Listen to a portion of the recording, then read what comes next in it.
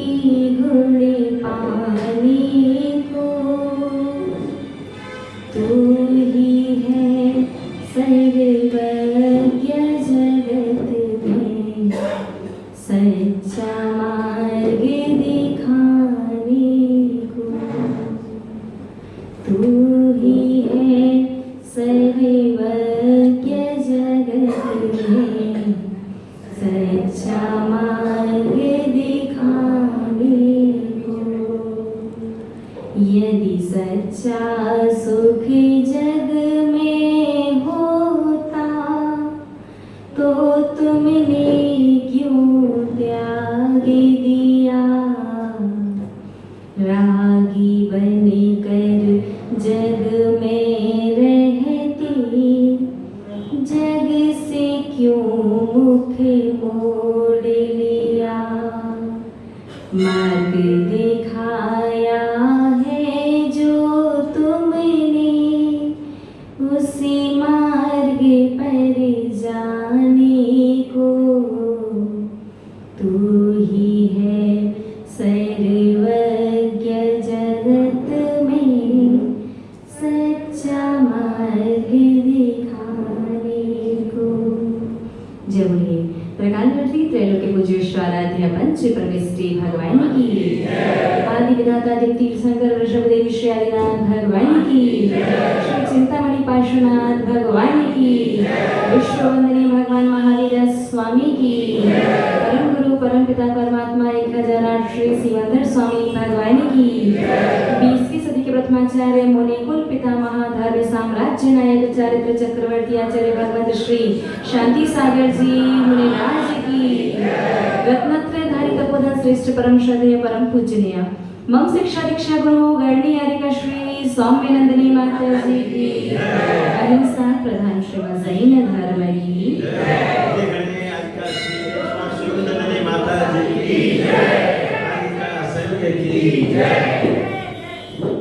धर्म स्नेही आप सभी भव्य महानुभाव,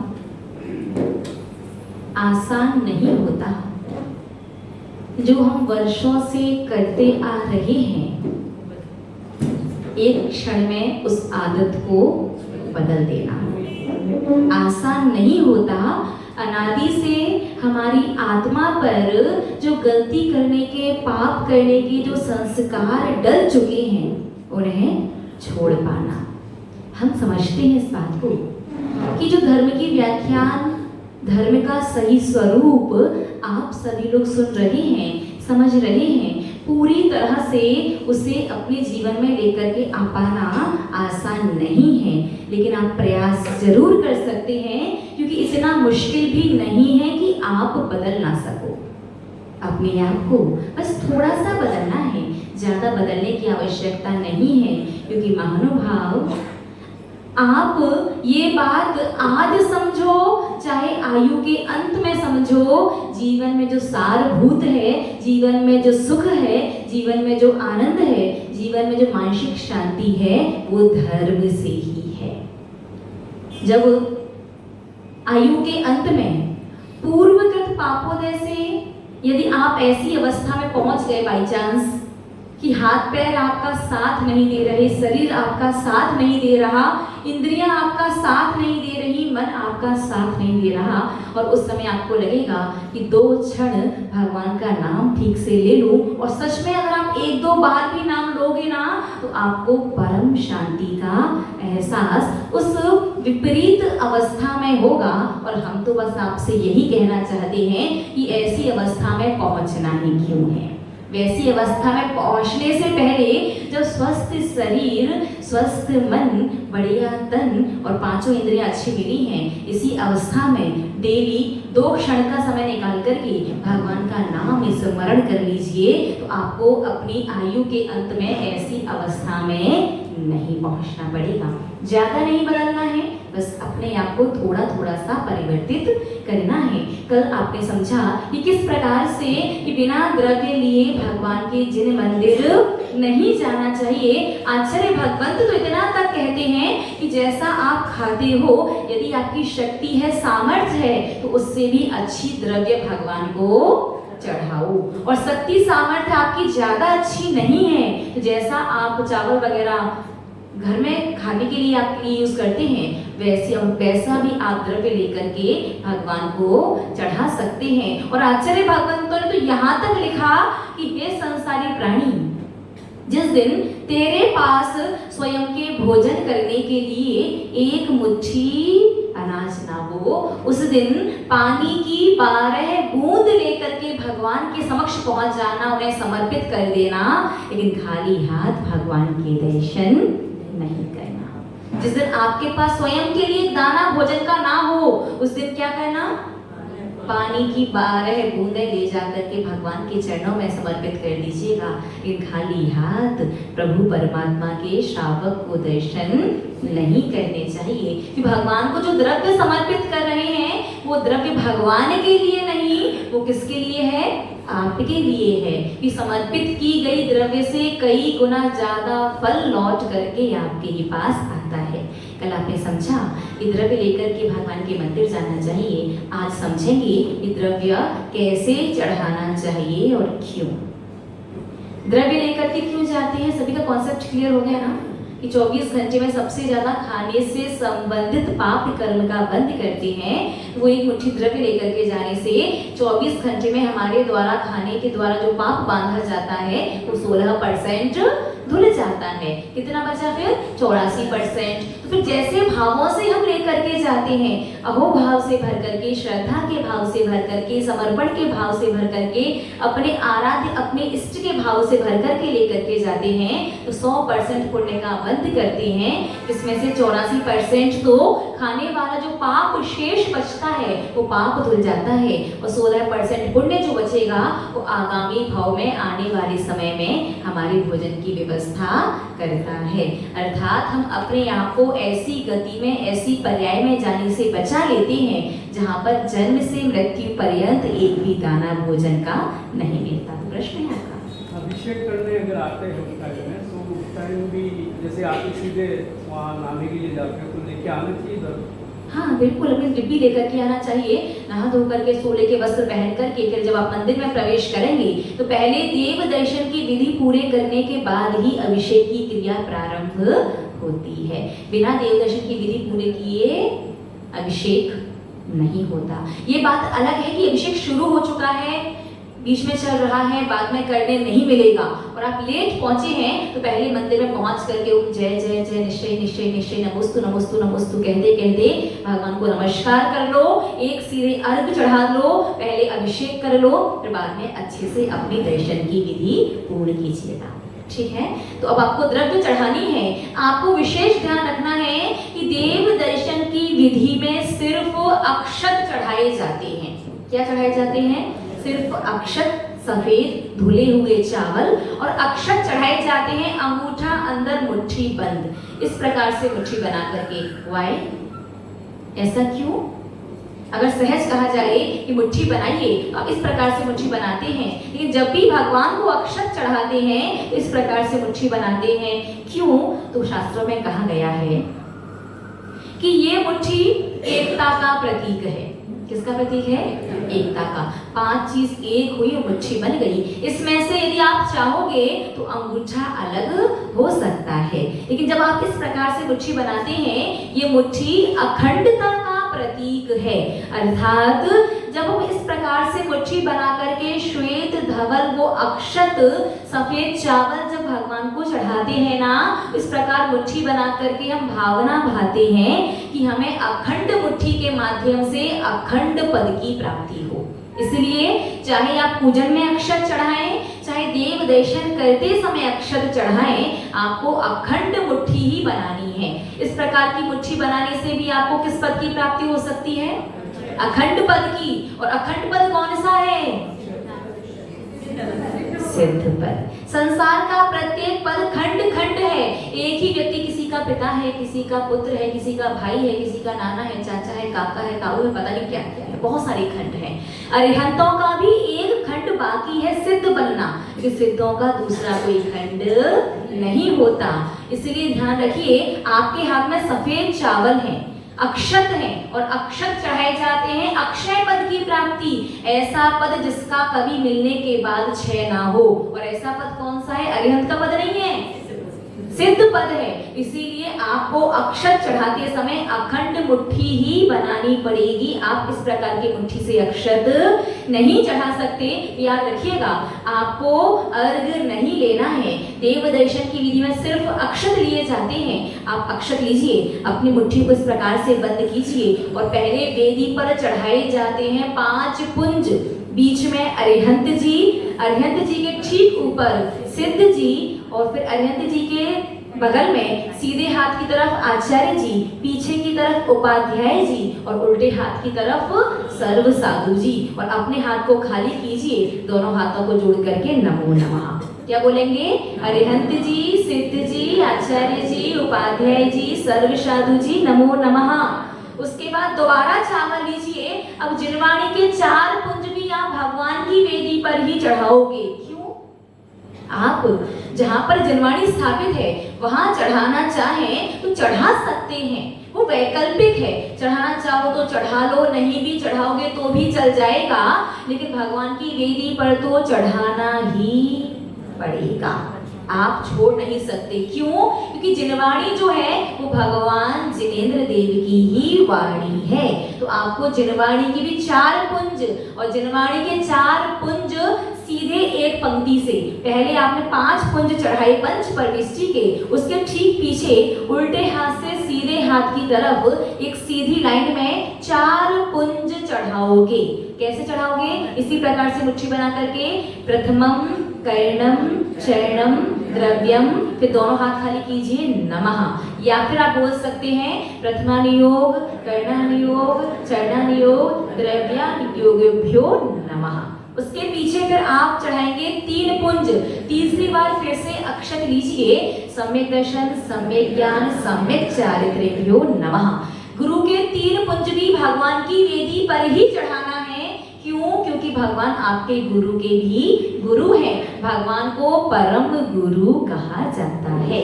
तो देव, शास्त्र, गुरु तीनों के पुंज भगवान के दर्शन वाली जो वेदी होती है, जो चौकी है जिस पर द्रव्य चढ़ाई जाएगी, वहां पर आपको पूरे 12 पुंज चढ़ाने हैं। बस देव दर्शन की विधि में ये अक्षत चढ़ाने का ही विधान है। उसके बाद यदि आप चाहें, आपको मन कर रहा है अलग से अर्घ चढ़ाना है, तो 12 पुंज चढ़ाने के बाद ही आप अर्घ चढ़ा सकते हैं।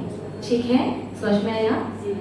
महानुभाव, एक प्रश्न हमारा आपसे, जिस प्रकार से भगवान अरिहंत का, सिद्ध भगवान का, साधु परमेष्ठी का, मुनिराज का अभिवादन नमोस्तु शब्द से किया जाता है, आरिका माता जी लोगों का, गर्णी माता जी लोगों का अभिवादन वंदामी शब्द से किया जाता है, एलक छुल्लक छुलिका का इक्षामी शब्द से किया जाता है, व्रती प्रतिमाधारी का वंदना शब्द से किया जाता है, सहधर्मी सामान्य श्रावक का जय जिनेंद्र शब्द से किया जाता है, जिनवाणी का अभिवादन क्या है?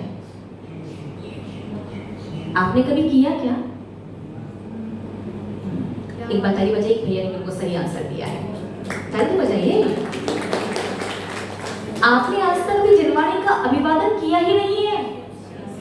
माँ जिनवाणी को जब अलमारी से लेकर के आते हैं, चाहे पूजन का पूजन पढ़ने के लिए, पाठ पढ़ने के लिए, स्तुति स्तोत्र पढ़ने के लिए, अभिषेक की प्रक्रिया पढ़ने के लिए, या स्वाध्याय करने के लिए, या वापस विराजमान करने जाते हैं, या फिर माँ जिनवाणी जब मंदिर में दर्शन करते समय अलमारी में दिखाई देती है, तो आप उनका अभिवादन नहीं करते क्या? नहीं, अर्घ चढ़ाना अलग बात है, अभिवादन नहीं करते शायद। हाँ, फिर आप कहते हैं आजकल भाई बुद्धि ठीक से साथ नहीं दे रही है। 60 साल आने से पहले ही लोगों ने सटियाना शुरू कर दिया है। सटियाना समझते? हाँ, अगर गलत बात भी है पकड़ करके बैठ गए तो मुझसे वो बात छुड़ाना बहुत मुश्किल। जिद करना, व्यर्थ की हज करना, किसी की सुनना नहीं, बात को समझना नहीं, जिनवाणी के अनुसार चलना नहीं, बहुत सारी विपरीत परिस्थितियां जीवन में आ जाती हैं। महानुभाव जीवन के अंत तक सटियाना नहीं चाहते, ज्ञानामणि कर्म का विशेष क्षयोपश पढ़ाना चाहते हैं, अपनी बुद्धि को, अपनी मेमोरी को स्वस्थ रखना चाहते हैं, और सबसे बड़ी बात सम्मान में यदि अपने संसार में यदि अपने कार्य का मान सम्मान प्रतिष्ठा चाहते हैं तो आपको जिनवाणी का अभिवादन करना ही होगा। और देव शास्त्री गुरु का अभिवादन होता है नमोस्तु।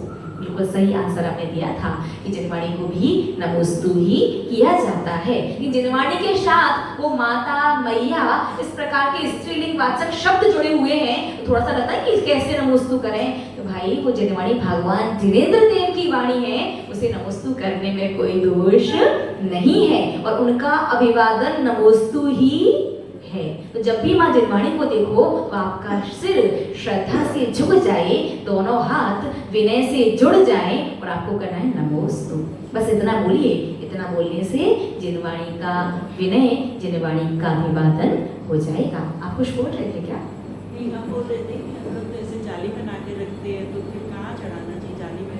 हाँ, फिर आइट साइड जो जगह है नीचे गिरते हैं पूरे, ऐसे फिर आपकी टेबल व्यवस्थित ऐसी होनी चाहिए, या तो जाली छोटी हो या फिर इसके ऊपर ऐसा सिस्टम हो कि वो प्लेट जैसा कुछ लगा हो, उसे अलग कर दो तो सारी द्रव्य बाद में जाली के द्वारा उस नीचे का जो बॉक्स है उसमें चली जाए। कि जाली में तो पुंज वो एक फॉर्मेलिटी टाइप की हो जाएगी, वास्तविक क्रिया नहीं और पूरा फल नहीं। महानुभाव हम हर एक बात के बाद यही कहते हैं, बार बार रिपीट करते हैं, ताकि शायद आपको कोई तरीका तो समझ में आएगा कि सच में आज पुण्य का उदय है, सच में पुण्य का उदय है। आप हीन पुण्यात्मा जीव थे, ज्यादा पुण्य पहले से ही नहीं था आपके पास। कैसे पुण्यात्मा थे? हीन पुण्यात्मा जीव थे, इसीलिए तो पंचम काल में जन्म हुआ। शास्त्रों में लिखा है हीन पुण्यात्मा जीव ही पंचम काल में जन्म लेता है।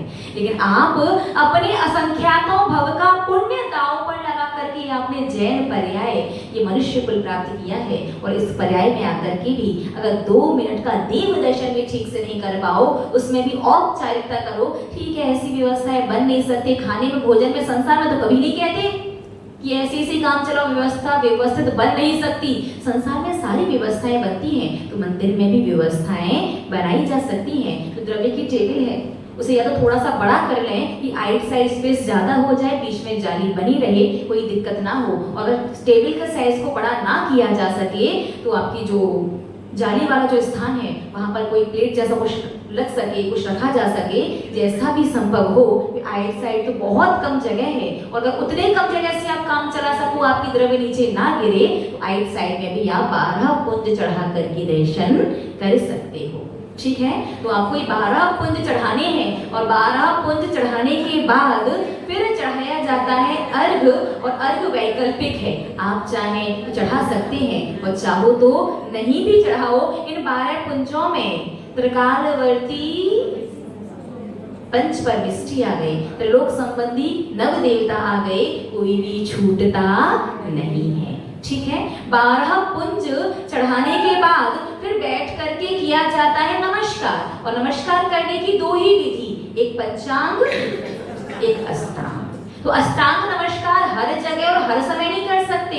द्रव्य क्षेत्र काल भाव की परिस्थिति को देख करके ही अष्टांग नमस्कार किया जा सकता है, क्योंकि अष्टांग नमस्कार लेट करके किया जाता है। तो आपको करने से पहले देखना पड़ेगा आगे पीछे समय क्या है, कहाँ कर रहे हैं, यहाँ कर सकते हैं या नहीं, बहुत सारी परिस्थितियां होती हैं। आप तो मंदिर में लेट करके अष्टांग नमस्कार करने बैठ गए, और पीछे पूजन कर रहा था, पीछे जिनवाणी रखी हुई थी, पीछे पूजन की स्थापना रखी हुई थी, आपने पैर वहां कर लिए, अब मैंने हुई सो हुई, ये पूजन करने वाले की संक्रियता बनी, सबका पाप लगेगा। तो महानुभाव, अष्टांग नमस्कार हर जगह हर समय नहीं होता, इन पंचांग नमस्कार अवश्य हर जगह किया जाता है। और विशेष रूप से जब देव दर्शन कर रहे हैं तब तो आपको पंचांग नमस्कार करना ही पड़ेगा। बाकी के टाइम अभिषेक के समय, पूजन के समय और कहीं आप नहीं भी करेंगे तो चलेगा। ये 24 घंटे में एक बार पंचांग नमस्कार करना पड़ेगा। और हमें लगता है कि बहुत कम श्रावक ऐसे होंगे जो पंचांग नमस्कार करते हैं। महानुभाव, पूर्वकृत कर्मोदय से हमें दिक्कत परेशानियां होती हैं अपने इस जीवन में, कई समस्याएं हमारे सामने आती हैं, लेकिन वर्तमान में भी यदि हम सही पुरुषार्थ करते रहें तो अपने पूर्वकृत कर्मों के उदय को भी काफी हद तक बिना भोगे हम कम कर सकते हैं। वर्तमान में सबसे कॉमन समस्या क्या है जो 6 महीने के बच्चे से लेकर के 80 वर्ष के बुजुर्ग तक को रहती है? कौन सी है कॉमन समस्या? 6 महीने के बच्चे को मन वाली समस्या का दिमाग खराब होने की समस्या, मूड स्विंग्स। एक छोटे से बच्चे को भी एक ही बात पर 2 बार टोक दो तो उसका भी दिमाग खराब हो जाता है। अभी दिमाग का टीवी नहीं आता, उसे माइंड का एमबी नहीं आता है। जरा जरा सी बात से दिमाग गर्म हो जाता है, दिमाग खराब हो जाता है। सबसे कॉमन समस्या, रीजन क्योंकि आप जिन मंदिर जाते हैं दर्शन करने, कभी आप भगवान को पंचांग नमस्कार करते ही नहीं। पंचांग नमस्कार का अर्थ है आपके दोनों पैर, दोनों हाथ और आपका मस्तिष्क, ये पांचों अंग जमीन को टच करने चाहिए। और नमस्कार करते समय आपका मस्तिष्क तो आपके हाथों पर ही रह जाता है। जमीन को टच करता क्या? बहुत मुश्किल है। महानुभाव, आपके स्वास्थ्य के हिसाब से बताएं और सिद्धांत के आगम के हिसाब से बताएं। आगम के अनुसार पंचांग नमस्कार करके आप देव दर्शन करेंगे तो आपको आपकी क्रिया का पूरा सही और जल्दी फल प्राप्त होगा। और यदि आप विज्ञान के अनुसार समझें और यदि आप स्वास्थ्य के अनुसार समझें तो आजकल सबसे ज्यादा सर्वाइकल, साइटिका, माइग्रेन और L4, L5 वगैरह बैकबोन की जो प्रॉब्लम है, और आजकल जो पेट आगे एक्स्ट्रा निकल करके आ जाता है जो आपके अनुसार आपकी सुंदरता को बिगाड़ देता है, और आपका लीवर आजकल कमजोर हो जाता है, किडनी में इन्फेक्शन वगैरह हो जाता है, तो ना जाने पेट की कितनी कितनी प्रकार की समस्याएं लोगों को लगी रहती हैं। तो आचार्य भगवंतों ने शास्त्रों में लिखा है कि cervical, sciatica, migraine, backbone, liver, पेट, सिर से संबंधित कोई भी कैसी भी समस्या हो, अगर आप चाहते हो बुढ़ापे तक जो भी खाओ सब अच्छे से पचे, अच्छे से नीचे उठते बैठते बने, तो आपको ज्यादा कुछ नहीं करना। ये सारी समस्याएं कम हो सकती हैं सिर्फ एक पंचांग नमस्कार करने से। ये समस्याएं हुई पूर्वकृत कर्मों के उदय से और वर्तमान जीवन शैली से। वर्तमान में जैसा जीवन पद्धति हो गई, देख रहे हैं कितना चेंज हो गया है।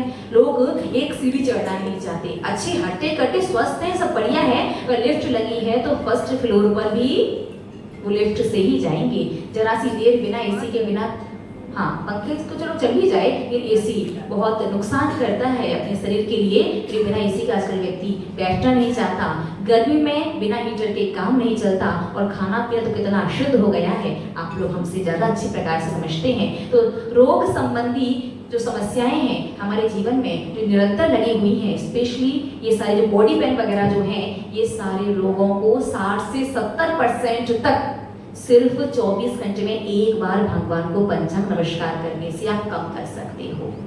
तो मेरी समस्या कम हो जाए, स्वास्थ्य अच्छा हो जाए, बॉडी पेन कम हो जाए, इसलिए नहीं करना है, देव दर्शन की विधि में है। पूरी विधि तभी होगी जब पंचांग नमस्कार करेंगे, इसलिए पंचांग नमस्कार करना चाहिए। इसके अलावा 4 अंक का नमस्कार देव दर्शन में नहीं किया जाता। तो पंचांग नमस्कार करने की भी 2 विधि हैं। पहली विधि गवासन, अपने दोनों पैरों को सीधे हाथ की तरफ मोड़ करके, जैसे गाय बैठती है ना, गाय वाला आसन, सीधे हाथ की तरफ अपने दोनों पैरों को मोड़ करके, दोनों हाथों को इस प्रकार से थोड़ा सा आगे की ओर जोड़ करके, बीच में जो गैप है यहाँ से आपका सिर नीचे जमीन को टच करे। इस प्रकार से गवासन के द्वारा भी पंचांग नमस्कार किया जाता है। और पंचांग नमस्कार की दूसरी विधि है कि यदि आपका पहले से पेट यदि बाहर निकल के आ चुका है, वो आपका साथ नहीं दे रहा, या घुटने साथ नहीं दे रहे, या पहले से आपकी कमर में दिक्कत है, कमर साथ नहीं दे रही, ठीक से आपसे गवासन लगाते नहीं बन रहा, तो आप ऊटासन से, ऊटासन समझते, घुटने के बल बैठ जाइए और घुटने के बल दोनों हाथों को आगे करके आप नमस्कार कर सकते हैं। तो पंचांग नमस्कार करने की 2 विधि हैं। बता सकते हैं कि ऊटासन कैसे किया जाता है? बता दीजिए हम थोड़ा सा और, ठीक है। ये तो इनका हाथ कहाँ है, मैं दिखाई नहीं दे रहा, से नीचे जा रहे हैं, इधर इधर पीछे स्पष्ट दिखेगा, लीजिएगा, हाथों को थोड़ा सा पीछे रखें तो भी चलेगा। ये भी एक पंचांग नमस्कार ही है। और गवासन से कीजिएगा, सीधे हाथ की तरफ दोनों पैरों को मोड़ करके। सीधे हाथ कौन सा है आपका? हाँ, जो सीधा गवासन, सीधे हाथ की तरफ दोनों पैरों को मोड़ करके हाँ कीजिएगा। हाँ, ये तो पहली विधि यही है। इस प्रकार से गवासन से नमस्कार किया जाए और पेट साथ ना दे, कपड़े आप आजकल टाइट टाइट जींस वगैरह पहन कर किया देखो साथ ना दें, तो आप उल्टासन से भी नमस्कार कर सकते हैं कि बिना पंचांग नमस्कार के आपके देव दर्शन की विधि पूरी नहीं होगी। अगर आप चाहते हैं कि जरा जरा सी बात से आपके मूड स्विंग्स ना हो, और आजकल एक और समस्या कि जरा सी बात से व्यक्ति ना अग्रेसिव हो जाता है, एकदम लड़ने झगड़ने पर, एकदम वाद विवाद करने पर, उत्तर देने में ऐसा फटाफट बोलता है, पता नहीं कहां से ज्ञान आ जाता है। जब बुद्धि और विवेक की बात हो ज्ञान नहीं आता। और जरा सा टोक दो, रोक दो, कुछ कह दो, बोल दो, जरा जरा सी बात से अग्रेसिव हो जाता है। ये भी सेक्रेट बुद्धि है श्रावक। जरा जरा इस बात से अग्रेसिव हो जाना, राइट टाइम पर डिसीजन नहीं ले पाना, और जब समय निकलने के बाद हमेशा अपने निर्णय पर रिग्रेट होना, और हमेशा आपका निर्णय राइट डायरेक्शन में नहीं होना, इन सभी समस्याओं से भी छुटकारा लेनी चाहिए हो तो पंचम नमस्कार करने से आपका निर्णय हमेशा राइट डायरेक्शन, सही दिशा में ही जीवन पर्यंत चलेगा। आपको विशेष प्रयास या विशेष पुरुषार्थ नहीं करना पड़ेगा। इतने सारे फायदे एक पंचांग नमस्कार करने से हैं। जो नहीं करते वो कोई बात नहीं, वो आज से करना शुरू कर दें। 24 घंटे में एक बार देव दर्शन की विधि में बस पंचांग नमस्कार करना है। शेष समय आप इस प्रकार से नहीं भी करेंगे तो भी चल जाएगा। महानुभाव, गवासन से जब आप नमस्कार करते हैं, वो गाय वाला आसन, गाय के अंदर बहुत सारी क्वालिटीज होती हैं, बताने बैठे तो बहुत सारा समय लग जाएगा। एक क्वालिटी सबसे ज्यादा होती है, वो है समता।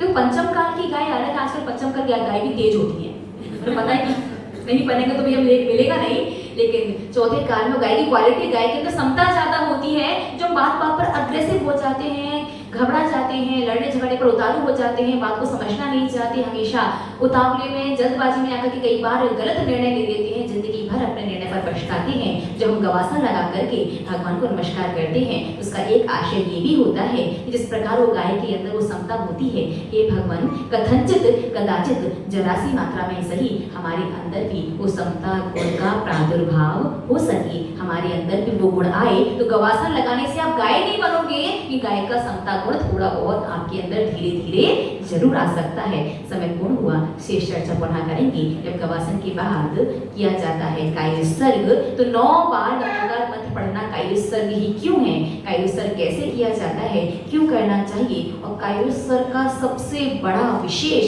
लाभ एक श्रावक को होता है, वो लाभ कौन सा है जिससे पता नहीं आप वंचित है, क्या आपको मिलता भी है। आप लोग कायोत्सर्ग के बारे में कितना जानते हैं?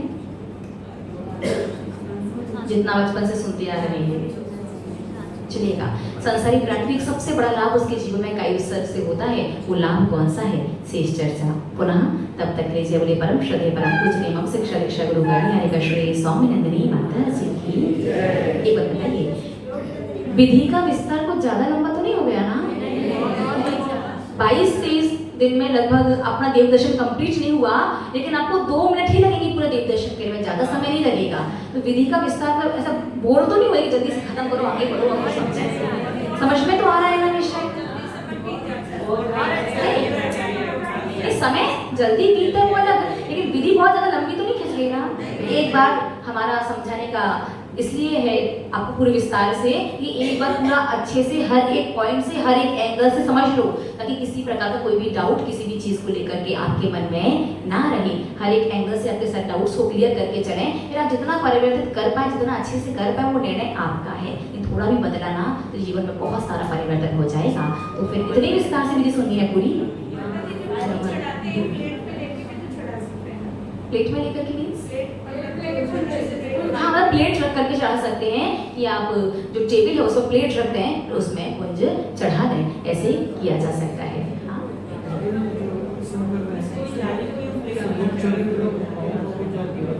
वो हमने बताया था। तो आप द्रव्य चढ़ा चुके हैं, वो द्रव्य चढ़ाने के बाद फिर आपके हाथ नीचे जमीन पर लगे, सबके पैरों की गंदगी आपके हाथों में आ गई होगी। इसके बाद आप नमस्कार करके फिर करेंगे कायोत्सर्ग, कायोत्सर्ग करके लगाओगे परिक्रमा, और परिक्रमा के बाद लगाया जाता है गंधोदक। जब गंधोदक लगाओगे ना तो आपके हाथ पुनः धुल जाएंगे। फिर उसके बाद ही पूजन जाप या चिरवाणी स्वाध्याय उसके बाद ही होगा, उससे पहले आपके हाथ धुल चुके होंगे। ठीक है? हाँ, पूजन के समय अक्षत दोनों हाथों से चढ़ाए जाते हैं। ये द्रव्य के लेकिन दर्शन के समय आप अक्षत नहीं चढ़ा रहे, वो आप देव दर्शन कर रहे हैं, पुंज चढ़ा रहे हैं और पुंज एक ही हाथ से चढ़ाने हैं। एक हाथ लगा के सीधे सिंपल एक हाथ में रोज ऐसे चढ़ाते जाओ, ठीक है। प्रत्येक व्यक्ति आप बताइए उस अनुसार चढ़ाते हो, फिर उसको उठा करके जाली में डाल देते हो। आप अपनी द्रव्य को नहीं समेट सकते, दूसरा व्यक्ति समेट सकता है, ठीक है। चढ़ाने वाला उसको आप खुद अपनी द्रव्य को चढ़ा करके नहीं समेट सकते। मतलब हमने क्रिया की, अपनी क्रिया में पानी फेर दिया, मतलब हमें फर्क नहीं पड़ता सब पुण्य आई या जाए, नहीं। आपने क्रिया की, बस आप फ्री, दूसरा व्यक्ति से उस चीज की, उस वस्तु की आवश्यकता है, वो उसे मिटाए समेटे, दूसरे को पाप नहीं लगेगा, आप करोगे तो मामला गड़बड़ हो जाएगा। आप अपनी द्रव्य समेटते जाते हैं क्या? हाथ धोना पड़ेगा क्या फिर? नहीं, आपको जब वो द्रव्य किसी की चढ़ी हुई द्रव्य समेटनी है तो उल्टे हाथ से पीछे की तरफ से, ठीक है। आप इस प्रकार से वो समेटिएगा, सीधे हाथ से और आगे की हथेली से नहीं करना है, ठीक है। पीछे की तरफ से उल्टे हाथ से, ठीक है। 5 पुंज बीच में अरिहंत जी और अरिहंत जी के ठीक ऊपर सिद्ध जी और अरिहंत जी के ठीक बगल में सीधे हाथ की तरफ आचार्य जी, अरिहंत जी के ठीक पीछे उपाध्याय जी और अरिहंत जी के ठीक बगल में उल्टे हाथ की तरफ सर्व साधु। इस क्रम से 5 पुंज चढ़ाए जाते हैं, एक पंक्ति में 5 पुंज नहीं चढ़ाने हैं। हाँ, विज्ञानी है, हम चाहते हैं कि आपका ज्ञान कुछ दिन और मिले, और हमें लगा है शायद इस बार तो चौरंगी वालों से कुछ कह ही नहीं रहे हैं, तो उसमें पुण्यात्मा तो बहुत हैं। इसका एक रीजन ये भी है, जब हम 4 दिन की सोच करके आए थे, 8 दिन हो गए, 8 दिन का सोचा तो फिर 12 दिन हो गए, 12 दिन का सोचा तो 18 दिन हो गए, और 18 दिन का सोच के मैं सोचा था लगभग 6 तारीख को बिहार कर लेंगे, क्योंकि अगर 6 तारीख को बिहार नहीं करते हैं, एक कॉलोनी को शायद फिर समय आने का संख्या ना भी मिल पाए कि 10 जून को रिजल्ट क्या आएगा कुछ नहीं कहा जा सकता। 11 तारीख को लगभग संभावित मौसम की अनुकूलता रही, आने का संख्या अनुकूलता रही, वाणी का संख्या बिहार बंगवासी के लिए होगा। तो बिहार की संभावना कल की थी, कल नहीं होता है तो शायद एक कॉलोनी को समय आगे ना मिल पाए, लेकिन अभी अपनी देव दर्शन की विधि पूरी नहीं हुई है और हम भी यही सोच रहे थे कि विधि को अधूरा छोड़ करके तो नहीं जाएंगे।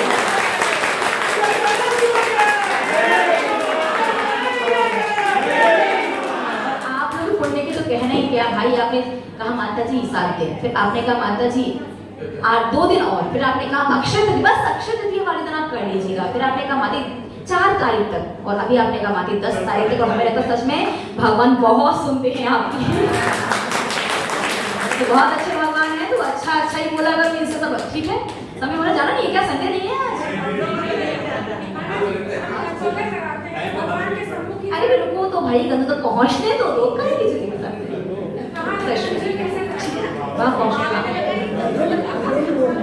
अर्हम शब्द का अर्थ क्या है, उसका मतलब क्या है, मायने क्या है?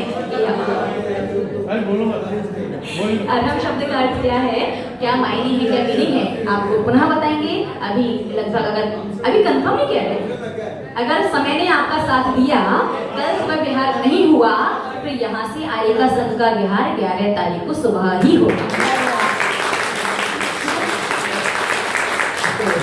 अगर कल सुबह नहीं हुआ तो आपकी भावना को तो हम भी चलित नहीं करते। हाँ, अगर रोशनी हो चुकी है, हल्का हल्का भी प्रकाश हो चुका है, तो आप द्रव्य चढ़ा सकते हैं। कि सूर्य उदय आपके यहाँ नहीं हुआ है अभी, लेकिन वो पर्वत हिमवत पर्वत से सूर्य निकल करके भरत क्षेत्र में आ चुका है, तो आप हल्का रोशनी होने के बाद भी द्रव्य चढ़ा सकते हैं, अंधेरे में नहीं। इस बात का ध्यान रखना। अरे भैया, आप यहाँ कह रहे हैं कि आपने श्रावक कितने अच्छे, उम्मीद नहीं की कि कलकत्ता के श्रावक 3:45 बजे घंटा बजा सकते हैं। हाँ, पता चल गया पप्पू भैया। फर्स्ट डे 4:15 बजे, हमें कहा शायद मिस्टेक से सुना। सेकंड डे फिर 4:15 बजे, हमें कहा शायद कोई आ जाता होगा। थर्ड डे 4 बजने में 10 मिनट कम थी, मैं कहा ये तो मिस्टेक है। देव लोगों ने, हमें पक्का लगा इनका मंदिर बहुत अतिशयकारी चमत्कारी मंदिर है, देव लोग दर्शन करने आते हैं। 4 बजे में 10 मिनट पहले घंटा, और फिफ्थ डे तो 3:45 बजे ही बज गया। और फिर ना, मैं देखो हमने आपसे पहले भी कहा है कि ना इजीली जब तक कसौटी पर कस के ना देखा जाए, तब तक सोना खरा कैसे पता चलेगा, है ना। जब तक वो पूर्ण संतुष्टि ना हो जाए, कहीं सुनी यहाँ वहां की बातों को मांगी नहीं चुपकाती, पहले पूरा उसे सोने को कसौटी पर कस के देखते हैं, खरा है तभी दूसरे को माल अपना सप्लाई करते हैं। मान लो 3 दिन 5 दिन 6 दिन 7 दिन देखा, 8 दिन ने पूछ ही लिया। गब्बर भैया लोग 3-4 भैया लोग आते हैं, इन्हें जब भी लगे गेट खुला ये लोग पहुंच जाते हैं। तो ये लोग पहुंचे और हमने कहा कि भैया आपका मंदिर बहुत अतिशयकारी चमत्कारी है, भैया कहीं जाओ कहीं घुंघरू की आवाज आती है, कहीं ढोलक की आवाज आती है, वो तो बहुत कॉमन है, क्योंकि आजकल लोगों को झिंगुर की आवाज भी घुंघरू और ढोलक की आवाज जैसी ही लगती है, लेकिन मंदिर के घंटे की आवाज और झिंगुर की आवाज में अंतर होता है, उसको झिंगुर नहीं कह सकते। हमारे मन में हमने इनसे कहा कि भैया आपका मंदिर तो बहुत अतिशय चमत्कारी है, क्योंकि ज्यादा वर्ष नहीं हुए इतना कम समय में इतना अतिशय चमत्कार, क्योंकि 3:45 बजे देव लोग आकर के दर्शन करते, घंटे का मंगल नाद हमें 3:45 बजे सुनाई देता है, तब पता चला कि वो देव तो पप्पू भैया थे। ये सच में बहुत अच्छी बात है कि सुबह इतना व्यस्त जीवन और आपकी कलकत्ता की जीवन शैली हमसे अच्छे से आप समझते हैं, ऐसे टाइम पर भी आप 3:45 बजे घर से निकल करके जिन मंदिर पहुंच जाते हैं और सारे भैया लोग उसके बाद ही क्रम से वो 5-5 10-10 मिनट के गैप से जो घंटा बजता रहता है, समझ में आता है कि एक एक करके भगवान के भक्तगण जो सच्चे भक्त लोगों ने पहुंचना शुरू कर दिया है, एक एक करके घंटा बजता जाता है और सारी व्यवस्थाएं जो आप लोग अपने हाथ से करते हो ये सच में बहुत प्रशंसनीय है, बहुत अच्छा है। ऐसे ही स्वस्थ मस्त प्रसन्न रहें, खुश रहें और ऐसे ही धर्म जीवन पर्यंत करते रहें, ऐसे ही देव बन करके भगवान की भक्ति करके शादी पढ़ने का बंद करें। आप सबका शुभ हो, हाँ मंगल हो, कल्याण सी मंगल भावना के साथ पंचपविष्टि भगवान की जय। बोधि समाधि परिणाम सुधि स्वात्मोपलब्धि सिद्ध सौख्य सिद्धि चिंतामणि चिंतित वस्तुदाने त्वं वन्दे मानस्य ममास्तु देवी। 9 बार होगा मंत्र।